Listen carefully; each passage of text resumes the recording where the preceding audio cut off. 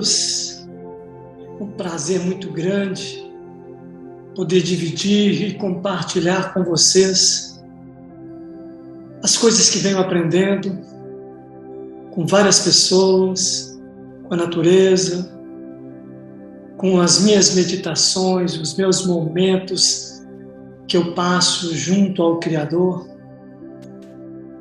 E essa semana me veio um questionamento e eu transformei esse questionamento em uma enquete. Antes de fazer esse vídeo, eu peguei essa enquete, coloquei no Instagram, coloquei no Facebook, no WhatsApp, mandei para vários contatos meus que tinham experiências com o Criador. E eu coloquei duas questões. A primeira era se a forma como as pessoas se relacionavam com Deus era a mesma forma quando elas começaram a se envolver com Deus, com as coisas espirituais. A primeira pergunta é: a forma como você lida com o Criador hoje é a mesma que você tinha há 10 anos atrás? E aí, se as pessoas respondessem não, vinha a segunda questão, que seria: se houve uma mudança da sua forma de ver Deus, quem mudou? Deus ou você? E houve uma resposta incrível. Mais de 95% das pessoas que me devolveram as perguntas, que participaram dessas entrevistas, responderam que não. Elas não tinham mais a mesma visão de Deus que elas tinham há muitos anos atrás. E que o que aconteceu com elas é que elas mudaram. E como elas mudaram, a maneira como elas viam Deus mudou. Ô Jones, e os 2%, os 5%, quais foram as respostas? As respostas foram que Deus nunca mudou e que a forma como elas viam Deus era a mesma. Eu não vou fazer a análise desses 5%, talvez no futuro eu faça, mas vamos trabalhar com 95% das pessoas que disseram que a maneira como elas viam Deus, a maneira como elas se relacionavam com Deus no presente, era bem diferente da maneira como elas viam e como elas se relacionavam com Deus no passado. Muitos podem erroneamente concluir que Deus mudou porque a forma como ele vê Deus hoje é diferente. Então dá a impressão equivocada de que Deus é outro e não ele. Então, quando eu comecei a pensar sobre essas questões, a refletir sobre essas questões, eu decidi falar um pouco sobre as minhas formas de ver Deus ao longo da minha caminhada espiritual, como que eu fui vendo Deus, e decidi utilizar a Jesus Cristo como um modelo. Como foi que eu via Jesus Cristo, como foi que eu fui avançando nesse processo de conhecer esse Deus, e eu estou usando Jesus Cristo porque eu sou ocidental, e no Ocidente a gente tem a maioria como cristãos. Mas essa reflexão vai servir para toda e qualquer pessoa que reflete sobre a imagem divina que o ser humano tem. Porque, na verdade, todo ser humano precisa conhecer um pouco mais desse Criador inominável, inescrutável e inimaginavelmente maravilhoso. Vamos à nossa reflexão. Quando eu terminei essa pesquisa, ela me deu um bom embasamento, porque eu sei que dependendo do tempo que você se relaciona com a vida, com Deus ou a energia da vida, a energia pensante, volitiva, universal, você até pode discordar de alguns pontos que eu vou colocar aqui, mas está tudo bem. Você pode discordar, apenas eu te peço que antes de assistir ao vídeo, você jamais deixe de continuar buscando a voz universal, o grande Jeová, que é o Eu Sou, e a Jesus Cristo, até que todo o controle de sua vida esteja em harmonia com o coração de Deus. Vamos falar então agora das minhas perspectivas de como que eu fui ampliando a minha visão desse Deus imutável, grandioso e maravilhoso. As primeiras impressões que eu tive, e eu posso dizer que ela me perseguiu durante muitos anos, foi na infância. Eu morava em frente a uma igreja católica e nós tínhamos a Semana Santa, onde eu via aquela procissão carregando, na Semana Santa, carregando Jesus sendo crucificado. Então, minha imagem de Jesus ficou gravada, aquele homem branco, com cabelos pretos, com a coroa de espinho, com as mãos perfuradas, com aquela roupa vermelha e branca. E, com o passar do tempo, eu comecei a pensar, será que essa imagem tem poder ou é apenas uma representação da divindade? E se essa imagem desse homem branco, com cabelos negros, cacheados, se essa imagem representa realmente o Filho de Deus, ela tem que me transmitir a vontade dele, o pensamento dele e os sentimentos dele.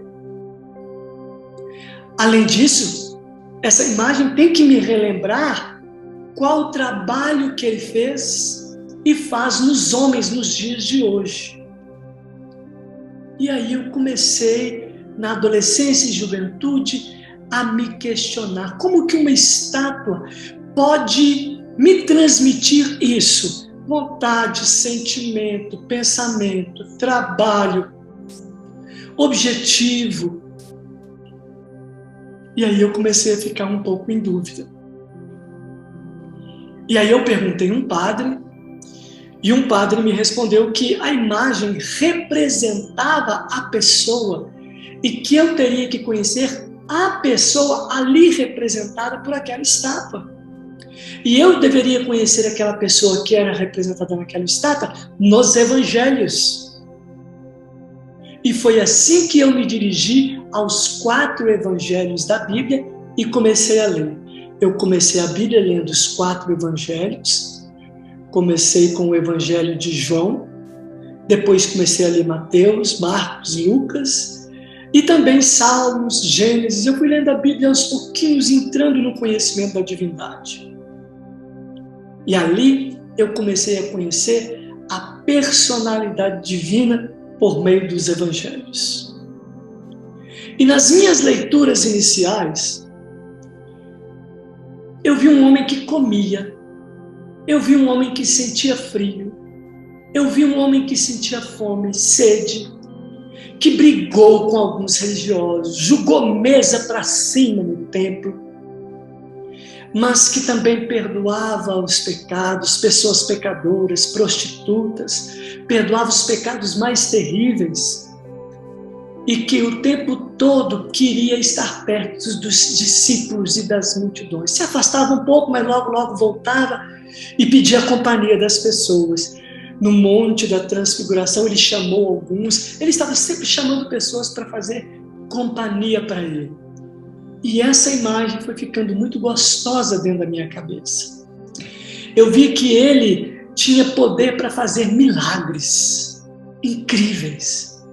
Curar leprosos, curar cegos, estancar hemorragias.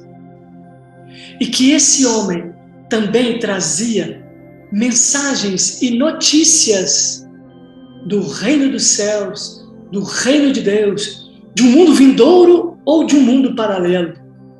Eu ficava em dúvida. Porque o reino dos céus, se a gente apontar lá para cima, é o universo. Nós não temos, lá não tem fim. Então, hoje, com a tecnologia que nós temos, o mundo virtual, agora, por exemplo, você está em contato com o mundo virtual. Esse mundo virtual é feito de imagens, palavras, letras, sentimentos que as pessoas demonstram, mas ele não faz parte da materialidade, ele é virtual. Então, eu comecei a pensar na hipótese desse reino dos céus que Jesus tanto falava, ser um mundo virtual, paralelo a esse mundo, ou acima desse mundo, ou de outra dimensão, seria a melhor expressão. Ele trazia notícias e formas como que os homens poderiam estar vivendo nessa nova dimensão de vida.